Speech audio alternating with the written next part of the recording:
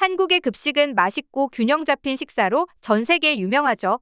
실제로 한국에서 일하는 외국인들이 식사 사진을 찍어 올리면 그날 그 해외 커뮤니티는 난리가 나는 날이라고 하는데요. 우리에겐 너무 익숙해서 잘 모르셨겠지만 다른 나라들의 학교 점심은 퀄리티도 떨어질 뿐 아니라 위생 상태도 심각하다고 합니다.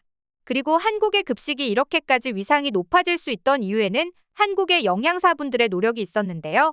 한국의 영양사분들은 영양 섭취 기준에 따라 식재료의 영양 성분부터 조리 방법을 다 따져가며 월별 식단을 작성하고 거기에 위생관리까지 총괄합니다. 그렇다 보니 해외의 많은 영양사들은 한국의 영양사들을 보며 존경의 눈으로 바라보고 있습니다. 실제로 영국인 영양사가 한국의 급식을 베스트로 꼽았는데요. 그나마 급식이 잘 나온다는 런던에 있는 한 초등학교의 영양사의 말에 따르면 세계 곳곳의 급식을 보니 식단이 얼마나 균형 잡혀 있는지에 대해 다양한 모습을 볼 수 있었다. 겉모습만으로는 판단하기에는 핀란드의 급식은 매우 건강해 보이지만 식단이 고탄수화물 음식과 탄수화물 함량이 높은 채소와 과일로 구성돼 있어서 내가 볼 때는 단백질과 푸른 채소가 부족해 보였다. 내가 가장 존경하는 급식은 바로 한국 급식이다. 쌀밥과 같은 고탄수화물 음식을 먹는 아이들에게 김치와 같은 발효 음식은 장 건강에 굉장한 도움을 준다. 게다가 초록색 야채와 컬러풀한 야채들, 생선이 단백질 레벨을 향상시켜 준다라고 말했죠. 그뿐만 아니라 한국에서 외국인 영어교사로 일하고 있는 테일러 위드엔이 올린 한국 급식 영상도 폭발적인 관심을 불러일으켰습니다. 그녀는 1개월 동안 먹었던 급식들을 소개했는데 이걸 본 외국인들은 하나같이 균형 잡히고 풍부한 식단, 거기에 이런 계획을 짜주는 영양사가 있다는 사실에 놀라워했죠. 그도 그럴 것이 외국에는 영양사가 따로 없어 빵, 피자, 감자튀김 같은 따로 메뉴를 고민할 필요가 없는 인스턴트를 제공합니다. 야채 같은 경우에도 기름에 푹 절여져 건강하기는커녕 오히려 건강을 망칠 것만 같은 비주얼이죠. 그래서 미국 아이들의 점심 식사 시간에는 갈색 봉투를 쉽게 볼 수 있습니다. 대부분이 사오거나 집에서 싸우는 것이죠. 그리고 그렇게 큰 아이들은 회사를 다니면서도 점심 식사에 대한 애정이 별로 없습니다. 한국인들은 회사를 다녀도 그날 점심 메뉴가 뭔지에 대해 뜨겁게 관심을 가지며 토론까지 하는 것과는 굉장히 대조적이죠. 실제로 동아 비즈니스 리뷰 220호에 나온 미국 기업엔 점심시간이 없다라는 글에 의하면 미국 기업을 경험한 글쓴이가 가장 낯설었던 점이 바로 점심시간에도 모니터에서 눈을 떼지 않는다는 점이었다고 합니다. 각자 준비한 음식이나 사온 음식으로 대충 끼니를 때우고 너무 바쁠 땐 회의 시간이더라도 점심을 꺼내놓고 먹는다고 하죠. 이렇게 비교가 되다 보니 한국 급식의 위대함은 이제 많은 사람들이 입을 모아 칭찬하는데요. 하지만 미국에서도 급식의 질을 절대 타협하지 않는 곳이 한 군데 있었습니다. 그건 바로 입원 환자들에게 식사를 제공하는 병원이었죠. 특히나 암센터나 요양병원 같은 곳에서는 환자들의 영양 상태를 개선시키는 것이 가장 중요하기 때문에 영양사들이 따로 배치되어 있는데요. 한국 음식이 몇몇 암에도 효과가 있다는 것이 알려지면서 자연스레 암 환자를 치료하는 센터들 또한 관심을 기울이기 시작했다고 하죠. 하지만 한국 식단을 제대로 건강하게 먹으려면 어느 것에도 치우쳐지지 않고 균형 잡힌 식단을 짜야 하는데요. 그 이유는 요리 영양 전문가인 이지 스트레이트가 쓴 영양사가 알려주는 건강하게 한식 먹기 칼럼에 잘 나와 있습니다. 한국의 음식은 영양가도 높고 건강한 음식이지만 주의할 점이 있다는 것인데요.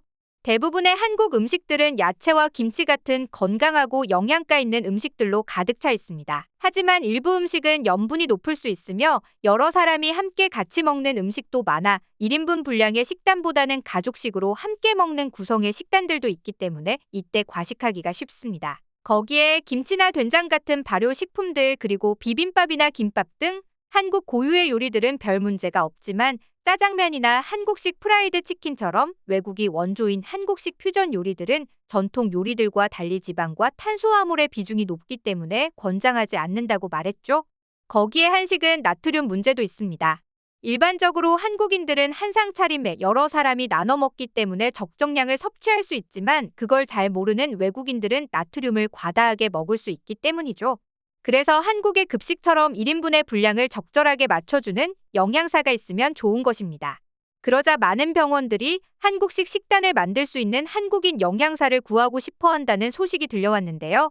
실제로 메모리얼 슬론 터링 암센터에서는 한국인 영양사인 크리스티나 김을 고용했습니다. 그러자 신기하게도 환자들의 식사 만족도는 기하급수적으로 올라갔다고 합니다.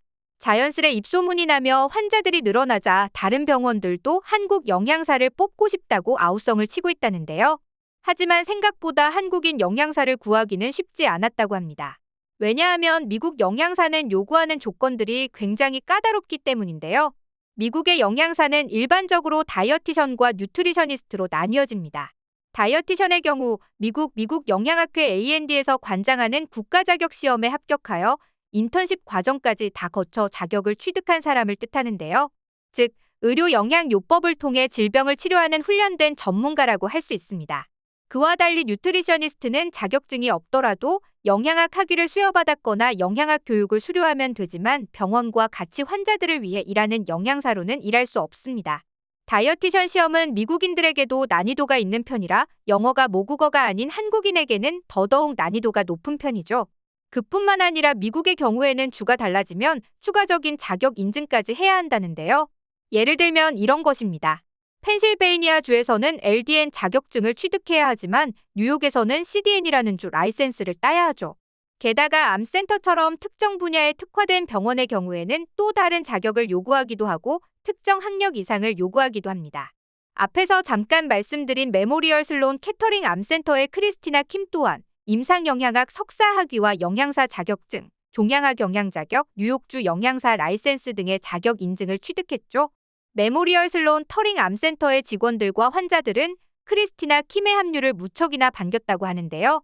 한때 암 환자였던 이반은 암과 싸우면서 입맛이 없어졌는데 한식을 먹으니 없던 입맛도 돌아왔으며 건강 상태도 확연히 좋아졌다. 난 이제 암에서 벗어났고 지금은 재발하지 않기 위해 주기적으로 관리 중에 있다. 난 지금도 한식을 좋아한다라고 인터뷰를 했고 암 서비스 총 책임자인 프란체스카도 처음에는 낯선 한국인이 짠 생소한 식단을 과연 환자들이 받아들일 수 있을까 생각했는데 나중에는 환자들은 물론이고 구내식당에서 점심을 먹는 직원들도 크리스티나 킴의 식단을 좋아하게 됐다라고 말했죠.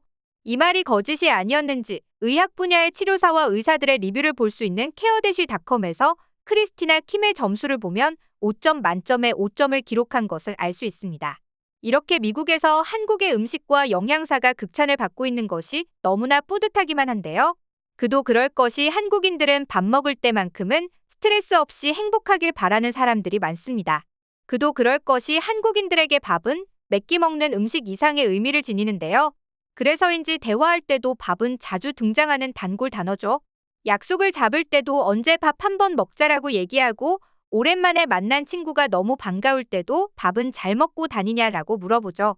정말 이런 것을 보면 한국인들은 밥심으로 살아가는 민족이 아닐까 싶은데요. 그래서 지금 한식의 위상은 많이 높아졌는데요. 그에 발맞춰 한국 영양사들도 함께 해외에서 인기라고 하니 뿌듯한 기분이 듭니다. 특히 앞으로도 미국 식품의약청이 영양 성분과 칼로리 등을 더욱 가다롭게 규제함에 따라 영양사의 수요는 더욱 커질 것이라는 전망이 있는데요. 앞으로도 한국 영양사들의 해외 진출이 더욱 활발해지는 계기가 되지 않을까 싶습니다. 시청해주셔서 감사합니다.